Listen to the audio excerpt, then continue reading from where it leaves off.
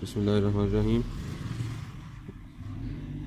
Lesson number 6 है आज हमारा, और आज हम आपको बताएंगे कि तोय कैसे लिखी जाती है। उम्मीद है पिछले लेसन्स को आपने फॉलो किया होगा और उन पर प्रैक्टिस भी की होगी, आपको पसंद आए होंगे। आज हम स्टार्ट करते हैं। तोय तोय देखें, आपने सिंपल इसको अलिफ बनाना है, ठीक है। अलिफ जो कि आपका होता है 3 का जो मैंने आपको बताया, ये देखें, ठीक है जी।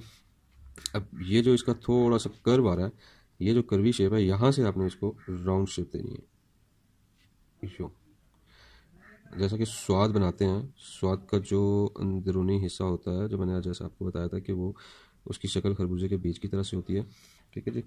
तो इसको हम यहाँ से ऐसे राउंड देंगे, ये राउंड है, शार्प राउंड नहीं है इतना ज़्यादा।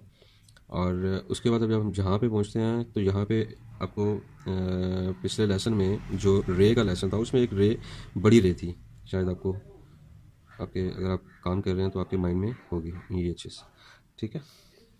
तो सेम इसी को आपने यहाँ पे अप्लाई करना। ये देखिए, ये आपकी सेम वो रे आ गई, ठीक है। अब रे का जो मैंने आपको बताया था कि उसके कितने कट होते हैं, तो वो आपको वो भी आइडिया हो जाएगा। देख लें, यहाँ से 1.5 कट होता है और यहाँ से 1 कट होता है, तो इसी तरह से इसको भी आपने करना है। और ये इसकी जो शक्ल है वो खरबूजे के बीज की तरह,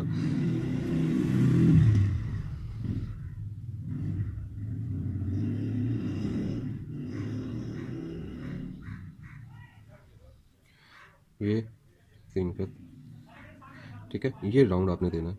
और अगर आप देखते हैं कि यहाँ से और ये कितना बन रहा है, तो आप इसको भी देख सकते हैं। ये 1 कट होगा और 1.5 कट में तकरीबन ये आता है, 1.25 कट में, सॉरी 1.25 कट में आप ये इसकी जो पूरी डेप्थ होती है, पूरी इसकी जो सॉरी चौड़ाई बोल रहे हैं इसको, ठीक है। ये आपका आ गया। तो ये देखें, इसको आपने थोड़ा सा यूँ करना, ये आपकी ये शेप अभी इस टाइम बिल्कुल प्रॉपर शेप में आ गया, तो ये ठीक है जी। और इसको सीखने के लिए एक टिप और देता चलता हूँ कि जैसा कि ये मैंने लिखा है, ठीक है जी, आप इसकी एक पिक्चर ले लें, ठीक है। पिक्चर लेके आप इसको इसी के बराबर की कलम और कलम लेके, ठीक है, कलम बनाएं इसी के बराबर की। बहुत आसान सी टिप है कि आपने इसके ऊपर 15 से 20 दफ़ा इसके ऊपर कलम चलानी है विदाउट इंक, बगैर स्याही के। जब आप बगैर स्याही के इसके ऊपर 15 से 20 दफ़ा इसके ऊपर कलम चलाएंगे तो आपको आइडिया हो जाएगा कि कहाँ पे कलम बारीक है, कहाँ पे उसकी मतलब मोटी हो रही है, कहाँ से उसकी राउंड शेप बन रही है, किस जगह पे बारीक लगानी है, किस जगह पे पूरे कद के साथ लगानी है और किस जगह पे हाफ और आधे कद के साथ लगानी है, ठीक है। ये आपको एक बहुत बड़ा आइडिया हो जाएगा। इसी से उम्मीद है कि आप इस पर अमल करेंगे। इस तरह से जब आप कर लेंगे तो आपके लिए, आपको एक तो लफ्ज़ की पहचान हो जाएगी कि लफ्ज़ किस तरह से बन रहा है, कहाँ से बारीक हो रहा है, कहाँ से मोटा हो रहा है। जब आप ये सब कुछ कर लेंगे तो उसके बाद में फिर आपके लिए, जब आपको लफ्ज़ की पहचान हो जाएगी तो फिर आपको प्रॉब्लम नहीं है। आप बड़े ईजीली इस तरह से कटे हुए पेन के साथ भी लिख सकते हैं, ठीक है। ये देखें, ये आपने सिंपल अलिफ और यहाँ से आपने ये इस तरह से, तो ठीक है। लफ्ज़ की पहचान होनी चाहिए। जब तक लफ्ज़ की पहचान नहीं होगी उतनी देर तक प्रॉब्लम होती है, आपको सीखने में प्रॉब्लम होती होगी। जैसे कि मैंने आपको पहले भी बताया कि आप इसको थोड़ा सा, ये देखें,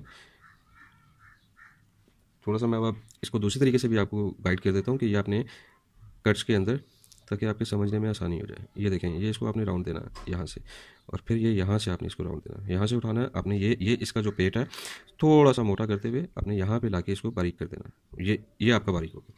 जब यहाँ तक आप आ गए तो उसके बाद में फिर आपने साथ ही अप्लाई करनी है रे। ये आपकी रे बन गई, ठीक है जी। ये आज का लेसन है, उम्मीद है आपको पसंद आया होगा। आप इसको फॉलो करें, हमारे चैनल को सब्सक्राइब करें और ज़्यादा से ज़्यादा इसके ऊपर आप प्रैक्टिस करें, तो इंशाल्लाह आपके लफ्ज़, ये जो चीज़ है ये इसके हाफ कत में आती है, ठीक है।